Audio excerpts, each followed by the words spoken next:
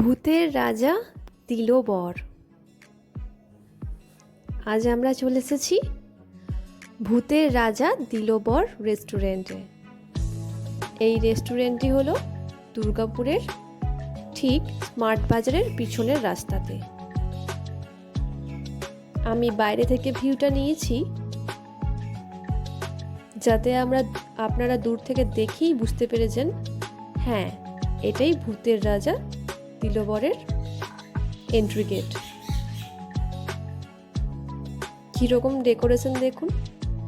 এরকম decoration seriously আমি লাইফে প্রথমবার দেখছি কোনো রেস্টুরেন্টে।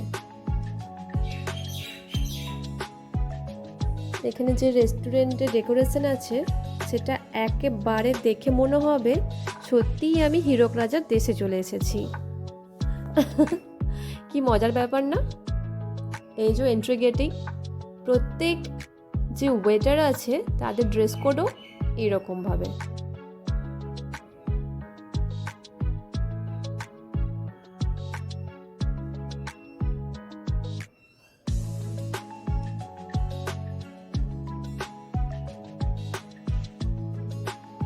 রেস্টুরেন্টের ভেতরে পুরোটাই যেন ব্ল্যাকের ওপরে একদম ডেকোরেশন করা।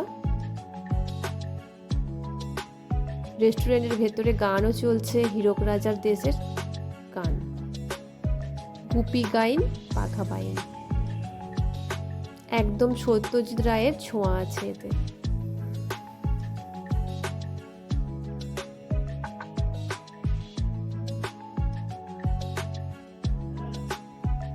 দেখুন বন্ধুরা,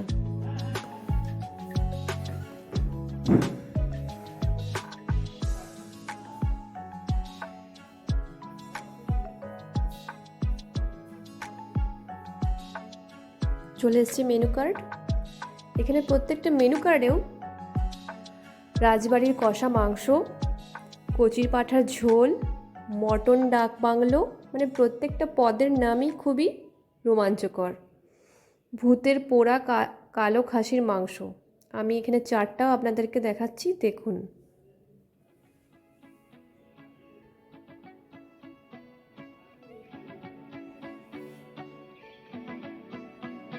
গুপির থালি, বাঘার থালি, হীরক রাজার থালি, 679499 এরকম করে রেঞ্জ অনুযায়ী প্রত্যেকটা থালিও এরা রেখেছেন।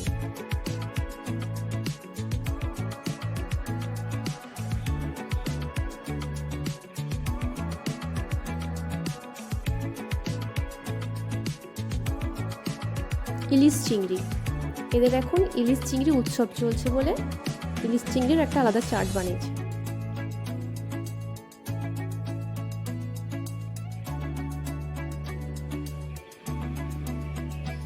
এত সুন্দর রেস্টুরেন্ট সিরিয়াসলি দুর্গাপুরে প্রথম এটাই শুরু হয়েছে। ভীষণ ভালো রেস্টুরেন্ট, তাদের ডেকোরেশন খুব ভালো, প্রত্যেকটা খাবারের টেস্ট এত সুন্দর না, এলে বারবার আসতে ইচ্ছা করবে। আপনারা প্লিজ একবার অন্তত এসে টেস্ট করে যান খাবারগুলো, তাহলে বুঝতে পারবেন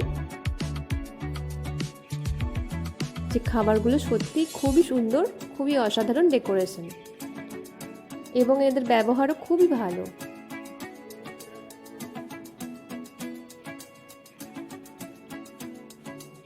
আমার চ্যানেল যদি ভালো লেগে থাকে তাহলে অবশ্যই লাইক এবং সাবস্ক্রাইব করে দেবেন।